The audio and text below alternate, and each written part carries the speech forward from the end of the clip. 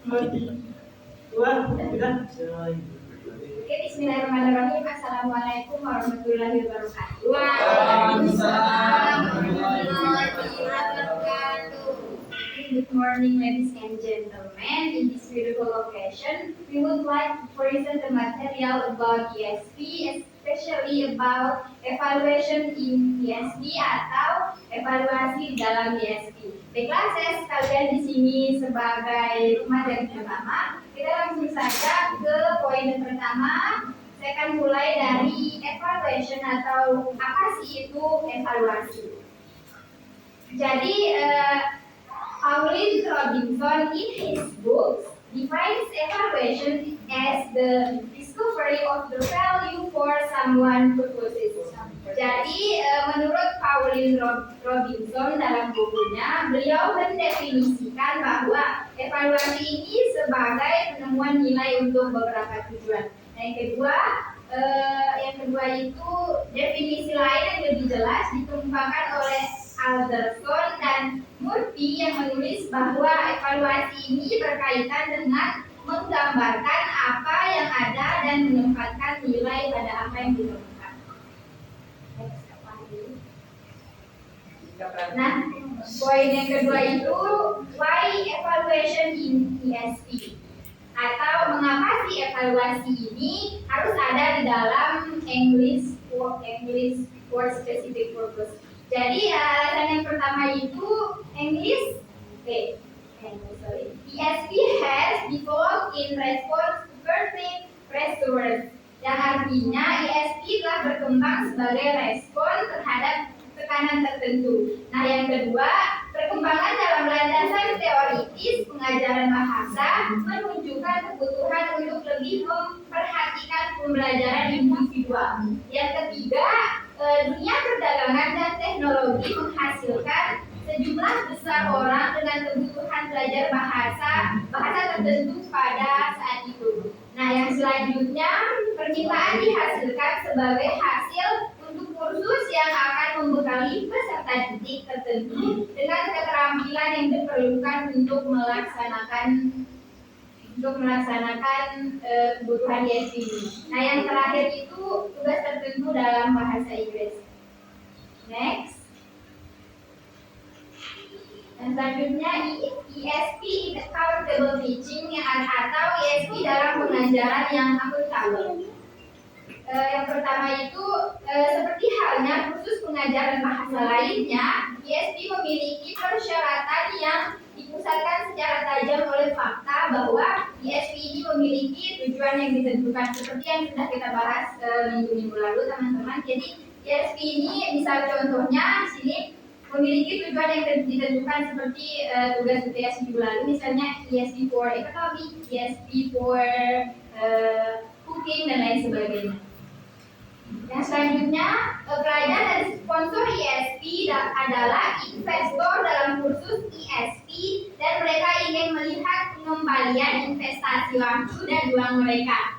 Yang selanjutnya, manajer kursus ESP bertanggung jawab untuk investor.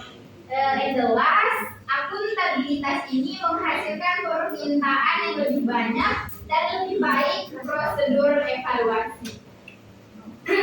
Oke, materi selanjutnya akan disampaikan oleh pemateri kedua, yaitu Saudara Astrid dari Level of evaluation. Jadi level of evaluation ini tingkat evaluasi. A. Learners assessment, B. course evaluation. Jadi yang pertama itu learners assessment itu perkembangan peserta didik. Yang B itu evaluasi kursus. Jadi karakteristiknya itu yang pertama, in individual course there is a need to assess student performance at any strategic point in A, at start or at end. Jadi dalam kursus bahasa apapun ada kebutuhan untuk menilai kinerja siswa pada setiap titik strategis, yaitu di awal atau di akhir. Terus yang kedua itu penilaian belajar sangat penting dalam ESP karena berhubungan dengan kemampuan untuk melakukan tugas komunikatif tertentu. Yang ketiga, the result of kind of evaluation enable sponsor, learner, and teacher to decide whether and how much tuition is required. Jadi, hasil dari evaluasi semacam ini memungkinkan sponsor, pelajar, dan guru untuk memutuskan apakah dan berapa biaya kuliah yang dibutuhkan. Terus yang terakhir itu, but there is a general lack of discussion or guidance of ESP testing. Jadi, tetapi secara umum ada kekurangan diskusi atau panduan tentang pengujian ESP. Next.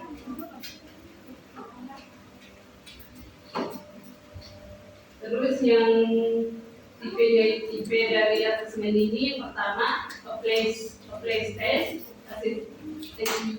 achievement test, dan yang terakhir itu proficiency test. Jadi yang pertama itu a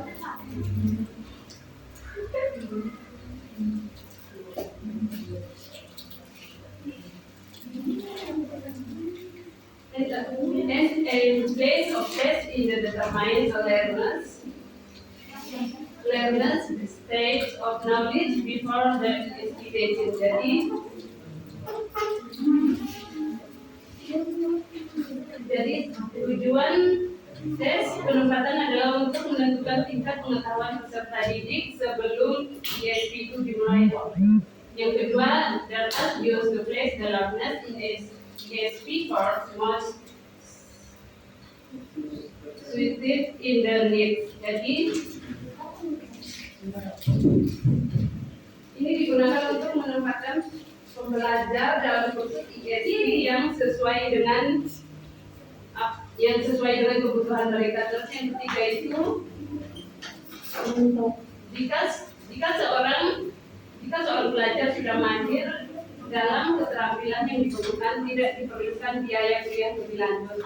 Terus yang keempat itu the place and diagnostic indicating how far and what ways the learners fall short in the proficiency level. Jadi tes penempatan adalah diagnostik yang menunjukkan seberapa jauh dan dengan cara apa pembelajar tidak mencapai tingkat kemahiran. Dan yang terakhir itu a good placement test should refer to the factor. It should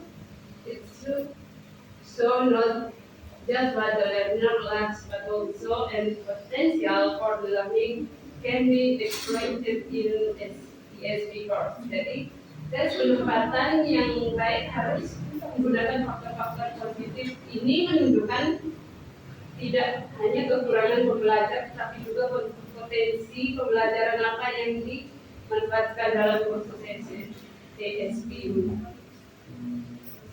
Tanggapan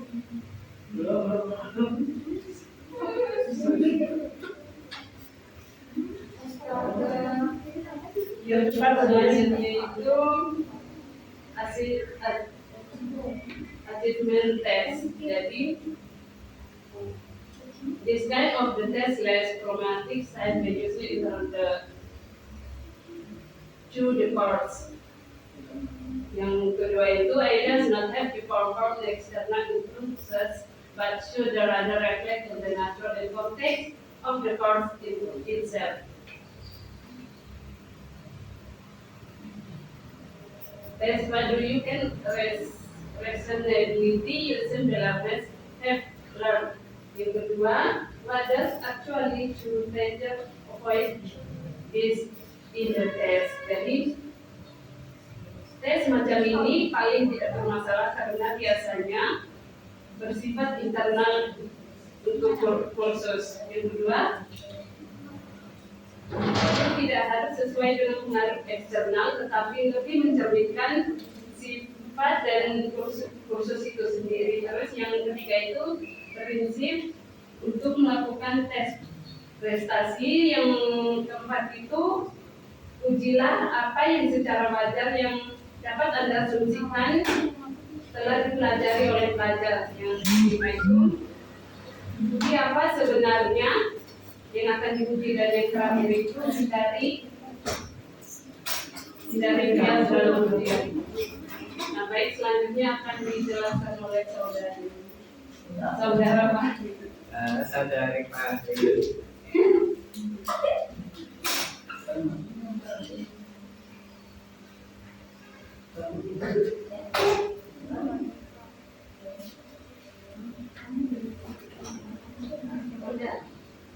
Baiklah, selanjutnya adalah proficiency test.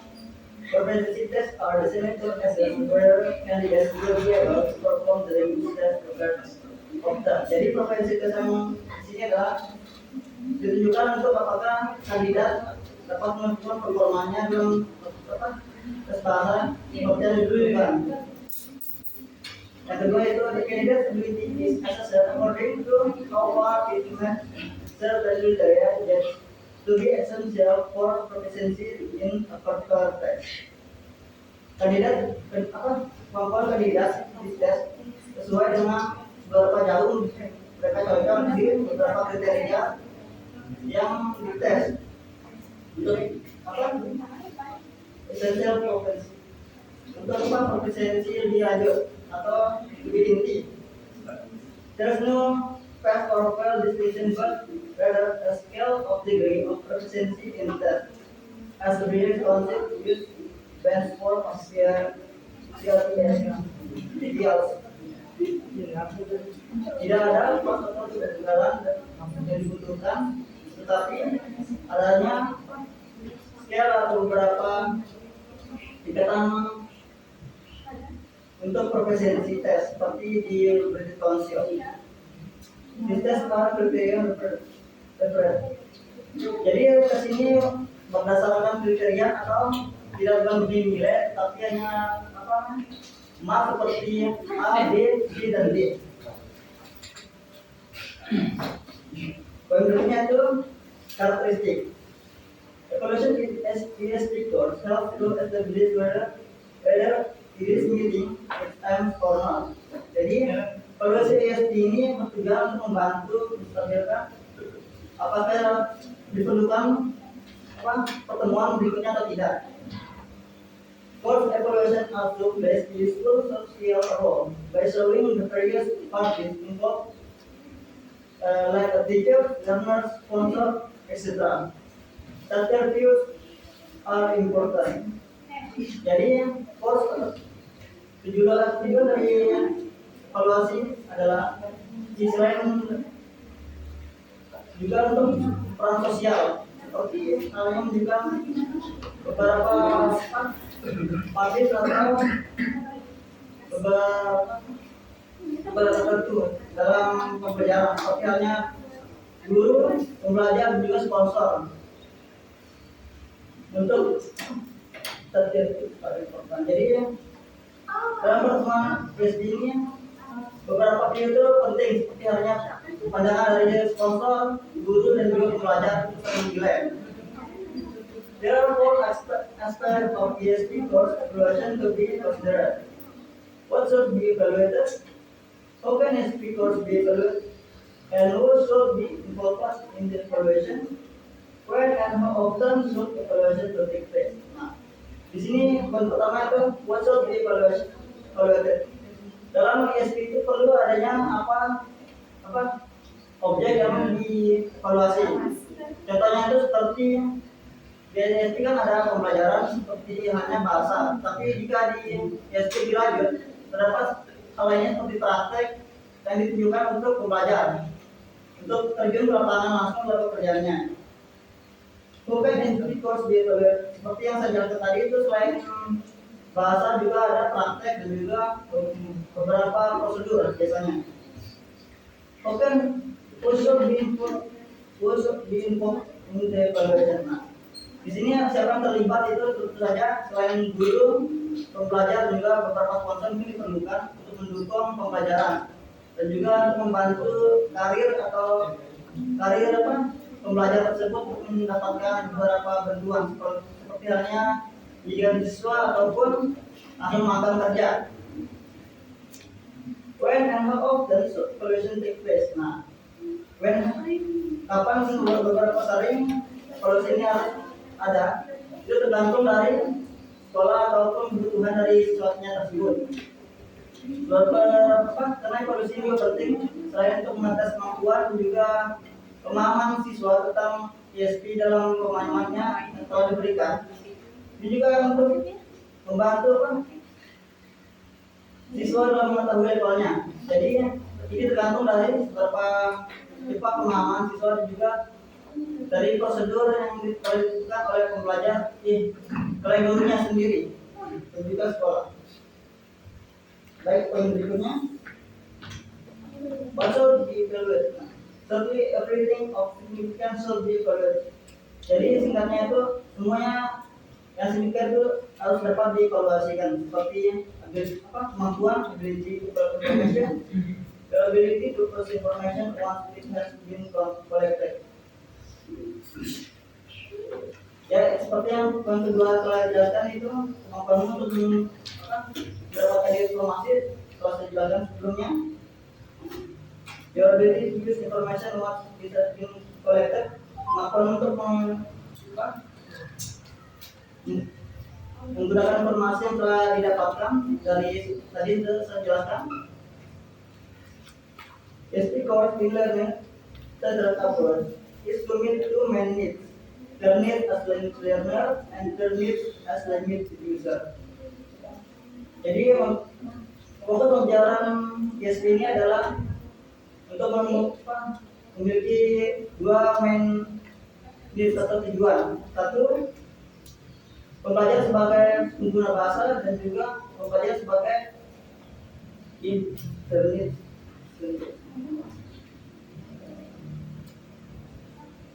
Sebagai pembelajar bahasa dan juga pengguna bahasa.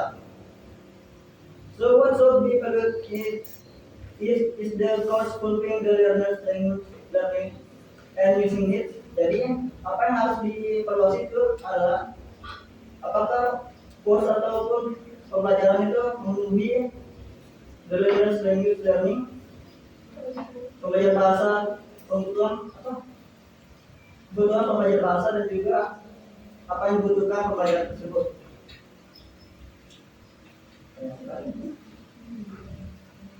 Baik, poin berikutnya adalah aspek open SPI course.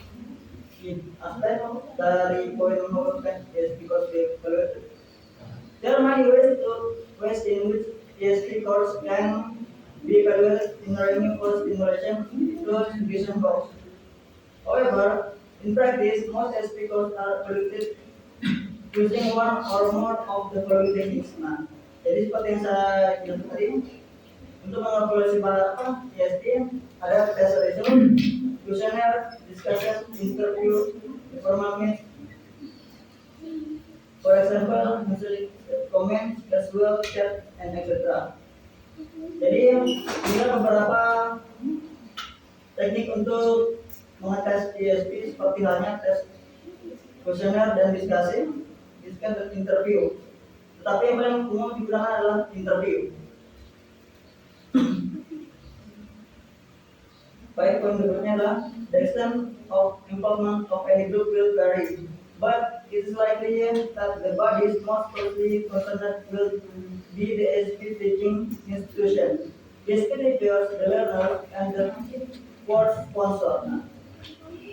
Di beberapa keterlibatan oleh beberapa grup bervariasi, tetapi lebih sering ke teaching institution atau institusi pelajar, pengajar di ESP teacher, pembelajar dan juga sponsor. Jadi beberapa orang yang terlibat dalam evaluasi dalam tiga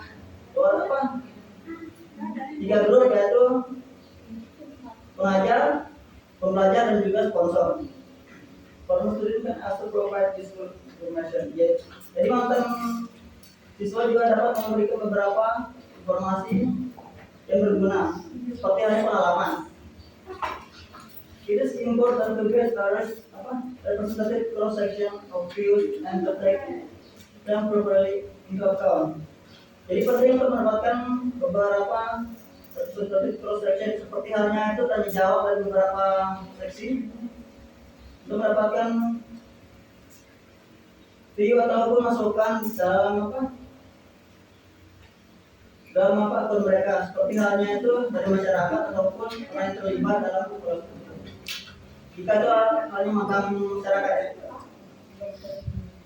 To learners, it can be difficult to get feedback, which is an expression of their real feelings. They might be reluctant to criticize authority. Untuk pelajar, itu mungkin lebih sulit mendapatkan feedback atau masukan, which is an expression of their real feelings. Jadi ya, misalnya pembelajar itu jarang mendapatkan mengekspresikan masukan, karena itu dapat mengekspresikan sebagai apa? Kritis untuk atasan mereka ataupun dosen mereka. Jadi ketika dipimpin dirasa itu sulit ataupun tidak masuk akal dikerjakan. Jadi untuk pembelajar jarang mendapatkan feedback ataupun kesempatan untuk memberikan feedback, karena itu seperti apa? Mengkritisi otoriti atau otoritas dari pengajar. Biasanya ya. Foundation exercise can be used to get learners accustomed to expressing their views honestly and candidly. Although it must be said that an open, trusting relationship between the teachers and the students, this is the best basis for promoting frank and useful feedback.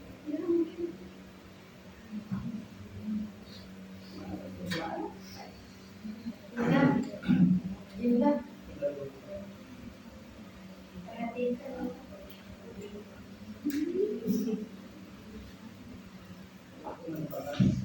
Organisasi tes adalah dapat digunakan oleh pembelajar untuk mengekspresikan pandangan mereka. Walaupun ini harus memerlukan percayaan ataupun hubungan antara teacher dan student untuk memperoleh informasikan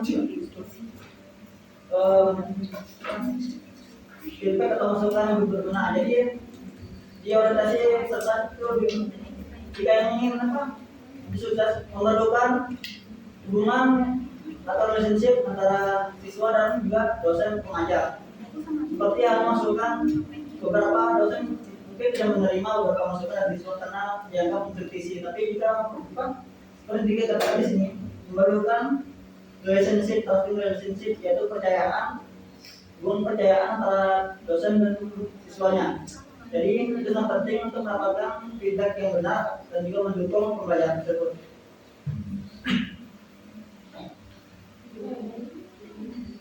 The most important stuff in the first week of the course. Jadi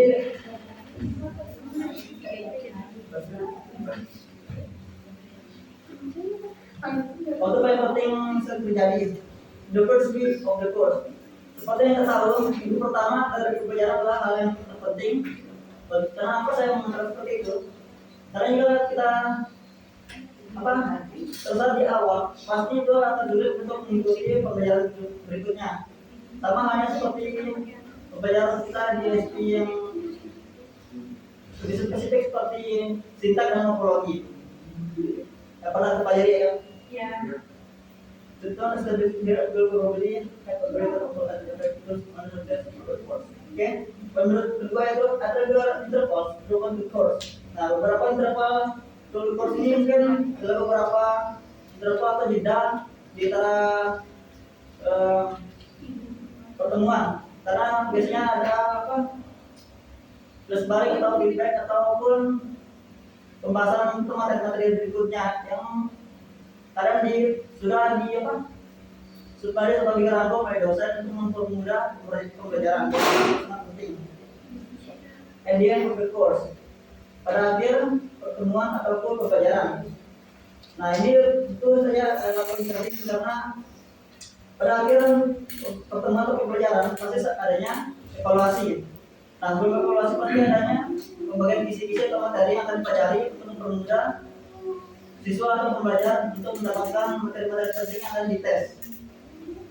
Dan setelah the course itu menunjukkan this is essentially the most valuable science learners will be in the position to judge how well the course prepared attempt to get the target situation we are now in. Nah, jadi ini setelah pembelajaran terakhir ya, jika memungkinkan. Jadi disinilah siswa dapat menilai diri mereka itu seberapa baik dalam PSP ataupun di pembelajaran tersebut dalam mata kuliah tersebut selama ini. Jadi tidak mungkin kita dapat menilai diri kita sendiri sudah sangat baik ketika masih di tengah ataupun di awal. Tapi pada akhirnya itu tergambar di akhir. Jadi sama saja yang bohong. Ya, sama aja bohong indah. Ya, itu saja dari kelompok kami. Terima kasih. Jika ada pertanyaan,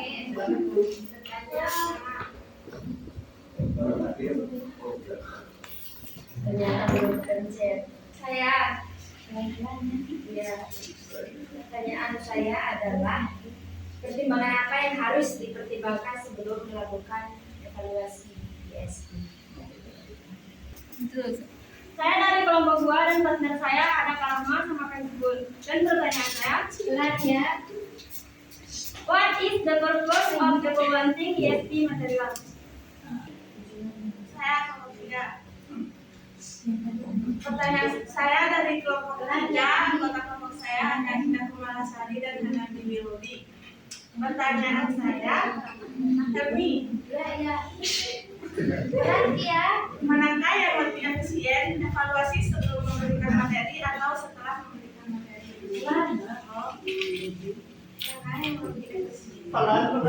ya, Evaluasi sebelum memberikan materi atau setelah memberikan materi?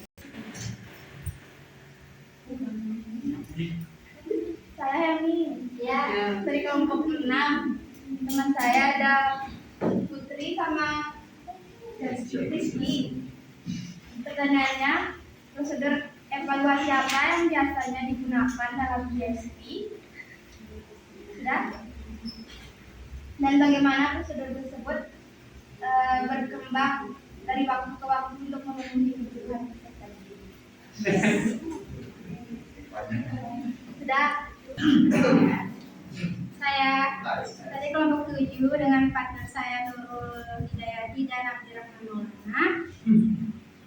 Jadi pertanyaan saya di sini yaitu bagaimana ESP menyeimbangkan kebutuhan peserta didik dengan tuntunan profesi khusus yang mereka ambil. Terima kasih. Pertanyaan saya, apa fungsi dari tujuan dari belajar ESP ini? Apa tujuan evaluasi ESP ini untuk pengembangan peserta didik? Baiklah, saya ingin bertanya perwakilan dari kelompok 4. Ingin bertanya, apakah ESP itu termasuk ke dalam accountable teaching?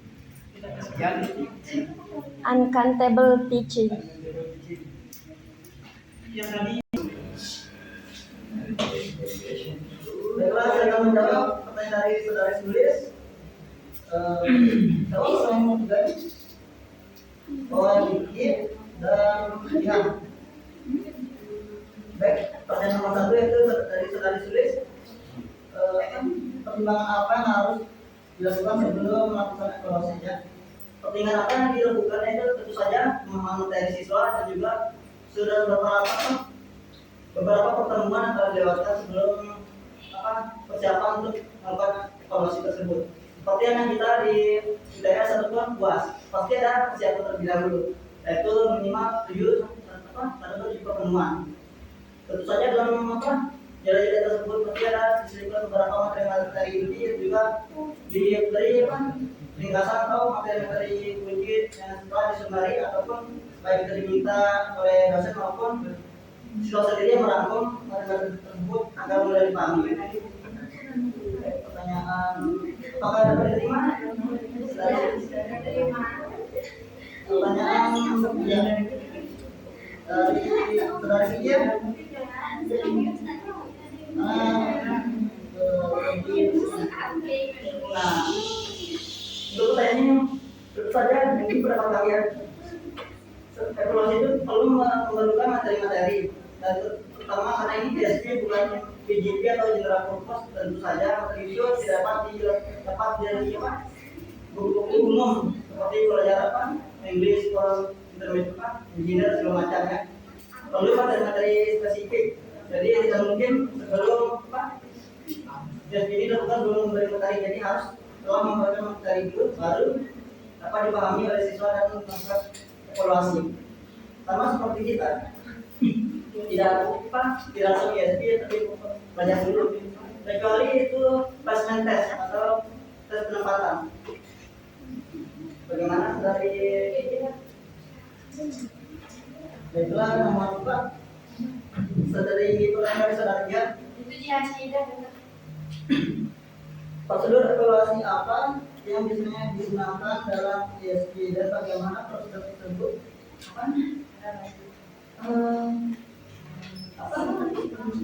Berkembang. tersebut terpadu. Berkembang.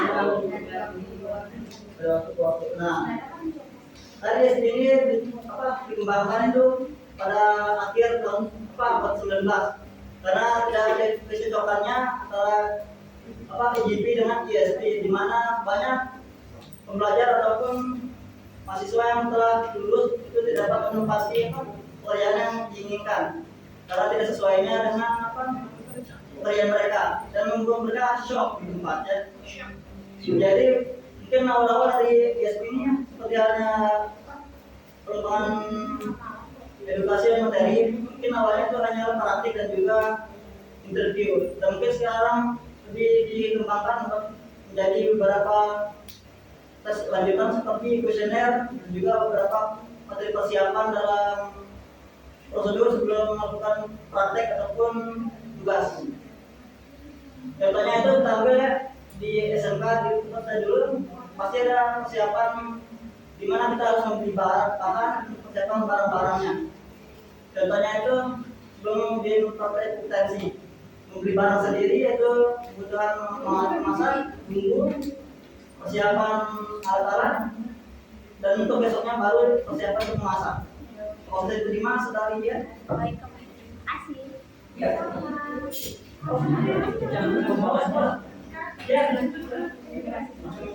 Apa? Baik, selanjutnya saya akan menjawab pertanyaan dari saudara Mawan. Jadi pertanyaannya itu apa tujuan evaluasi ISP ini untuk perkembangan peserta didik? Jadi tujuannya itu untuk memperbaiki cara pembelajaran dan mengadakan perbaikan dan pengayaan bagi siswa, serta mampu menempatkan siswa pada situasi pembelajaran yang lebih tepat sesuai dengan tingkat kemampuan yang dimiliki. Gimana saudara Mawan? Nah, bisa diterima Mawan? Kasih Kak Astrid. Kasih Astrid. Okay, the next question dari Madania kelompok 2 kami. Ya, pertanyaannya tujuan dari evaluasi ISP ya. Oke, jadi tujuannya mungkin untuk mengidentifikasi potensi keefektifan teori bahasa yang tertanam dalam materi untuk tujuan yang berbeda seperti memilih materi secara tepat atau mengembangkan secara efektif sesuai dengan potensial. Terima kasih Kakak Helmi. Terima kasih. Kami dari kelompok 2.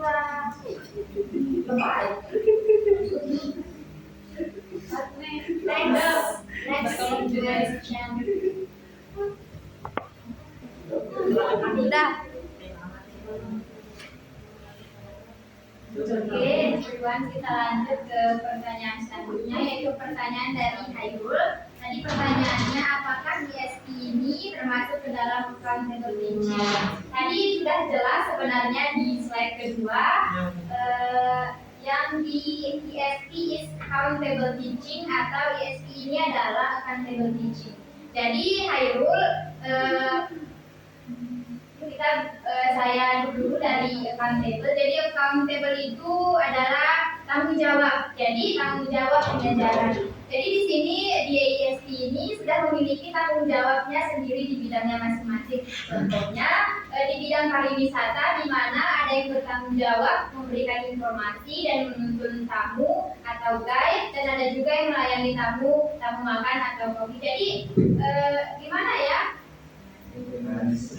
Jadi sudah termasuk termasuk ke dalam accountable teaching. Iya, itu saja. Sudah ngerti? Sudah ngerti itu? Sudah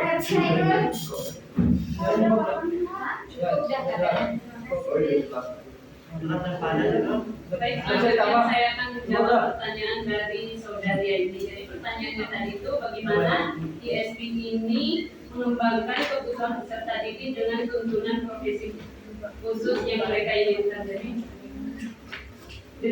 dengan cara memberikan materi yang tentunya sesuai dengan apa yang diperlukan pembelajar. Oleh karena itu biasanya gurunya merupakan orang yang pernah terjun ke dalam bidang tersebut, sehingga realistis yang diperlukan siswa, sekalipun ada perbedaan karena perkembangan teknologi itu masih bisa ditutupi dengan menerapkan SOP yang berlaku sehingga mereka terjun langsung. Gimana saudara ini? Ya,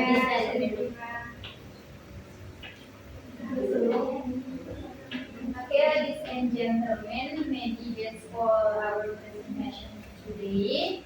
Thank you for attention. Wabillahi taufiq wal hidayah. Wassalamualaikum warahmatullahi wabarakatuh. Waalaikumsalam warahmatullahi wabarakatuh.